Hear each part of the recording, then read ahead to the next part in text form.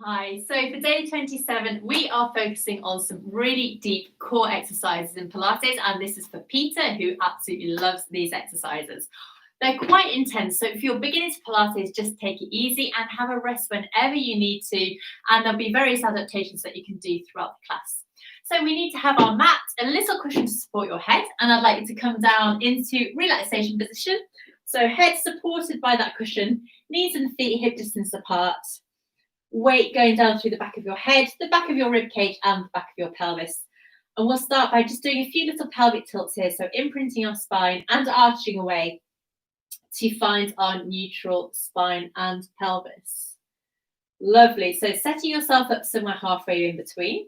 Make sure both sides of your waist are lovely and long, and then take your head in your hands. So get rid of that cushion and clasp your head into your hands, so they're creating a basket. So as you pick your head up with your arms, you should feel no strain at all through your neck. If you go into some curl ups to start with, so keeping all of your body really still, we're going to breathe in. As we breathe out, nod your chin forward, keep your head heavy still, and lift it from the mat, one bone at a time, gaze going between your knees. And as we inhale, lengthen back down with control. Let's go again. So you're tucking in. So this is training the rectus abdominis, which is that sheet of muscle that runs all the way down through the front of your spine. Lengthen back down one bone at a time. Going again, breathing out. Inhale to come down. Lovely. We're doing that little pause at the top. And remember to keep your elbows in your peripheral vision. And that's going to create that basket for your head. So really releasing any strain on your neck. So 3 more, breathing out, pause at the top. Keeping the rest of your body still. 2. Lovely. And our final one, making sure those muscles are coming in and down rather than up and out. Lifting up and lengthening down onto the floor. Replace the cushion underneath your head. And we'll go straight into a double knee fold. So arms going lengthened down by your sides once again. Neutral spine and pelvis, shoulders tucked under. I'm going to breathe in. As we breathe out, float one leg up to 90 degrees. If you're a beginner, you can just stay here and take that leg down again. Or if you want more advanced, you can breathe out and then bring the second leg up to join that first leg without moving your spine at all. So the movement is coming purely from the hip. And you're using these toe muscles to really make sure that your body remains nice and still. So lifting up and lowering down one at a time. You can lead with alternate legs if you like. So breathing out and out, in and in, keeping your jaw relaxed and your shoulders relaxed as well. Make sure they haven't gone up around your ears. In and in. Lovely. Let's go again. Breathing out and out to float up. Great. In and in to come down. 2 more like this, breathing out and out, in, and our final one, out, in, and in. Well done. All right, so going into a toe tap now. I'd like to take your legs back into that double knee fold. Still make sure neutral spine and pelvis, and then moving from the hip, we're going to tap one foot down on the floor. And return. Now, if you can't get all the way down to the floor without feeling that you're going to move your spine, you can just do little mini taps like this. Or if you feel that you can lengthen down all the way, superb. Just make sure that whatever you do, your spine is remaining really still. So you're going to use these toe muscles.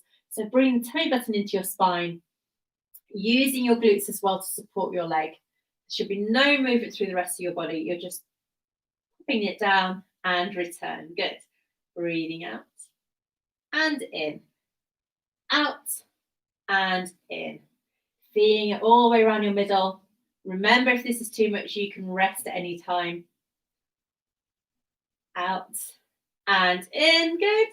Out, and in. Last one to each side. Breathing out to tap, in to return. And our final one, out to tap, and in to return. And take your legs down one at a time and have a rest here. You need to release any tension. I know sometimes you can get really quite tight through your quads here. It's nice to do a little hip roll. So keep your knees and feet glued together and just roll from side to side here. That feels really nice through your spine.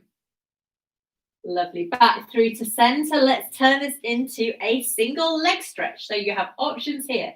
You can either keep your head on the floor or you can come into curl up. So I'll show you with the head on the floor first of all. Just like before, we're going into our double knee fold. And then we're going to take our heels together and make sure our knees are hip distance apart. Lengthen your hands so that they're either side of your knees.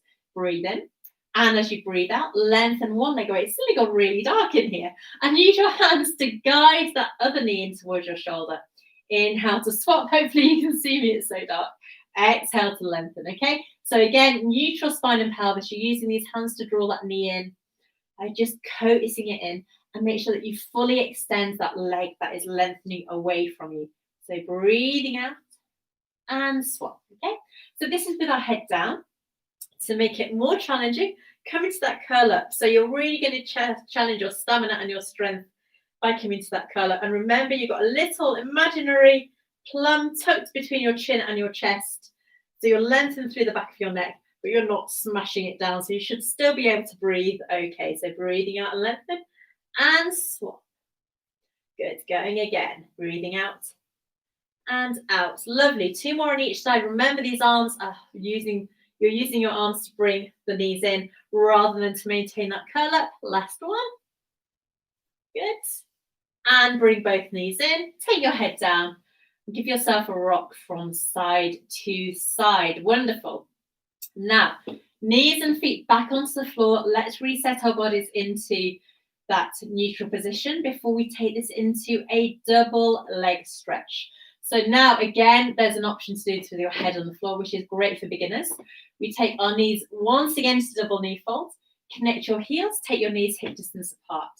As we breathe in this time, we're going to lengthen our legs away and take our arms back into a rib cage closure. Okay. So as we inhale, lengthen legs away, take your arms back. As you exhale, circle your arms around and draw your knees back in.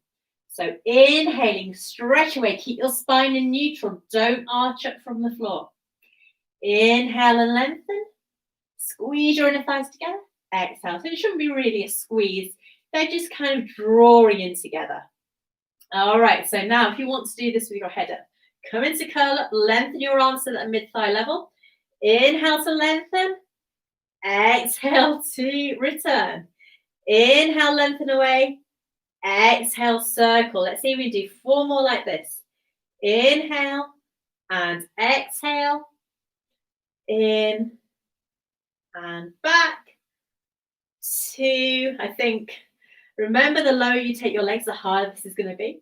You can really make this your own exercise. Final one. Bring your head back down. And once again, give yourself a little rock from side to side. Take your feet back down onto the floor. Turn your head from side to side here. Great. And we're going to get rid of that cushion once again and replace it with our hands. So you created that basket for your head once again, elbows up towards the ceiling. Float your legs in one at a time into double knee fold, ready for our crisscross. So double knee fold, then we're going to come into our curler. So this is our start position. Take a deep breath in to prepare. And as you exhale, I'd like you to rotate to one side, towards the opposite knee as you lengthen the other leg away from you. Inhale to come back to center with control. Exhale, so you're rotating on your mid-back. Inhale, come back. So your head is supported by your arms. You're really crossing across the waist, keeping both sides of your waist long. There's a lot going on. And we're keeping it nice and slow so we can get that control. So breathing out to twist. Inhale to return. Exhale to twist and lengthen that leg away. Inhale to return. 1 more normal one to each side like this. Coming back. And our final one. And back, and we're going to go double time. So now that we've got that control, we're just going to switch it up a little bit. So increasing the strength and stamina. Breathing out. And in and out. Good. 1 more to each side.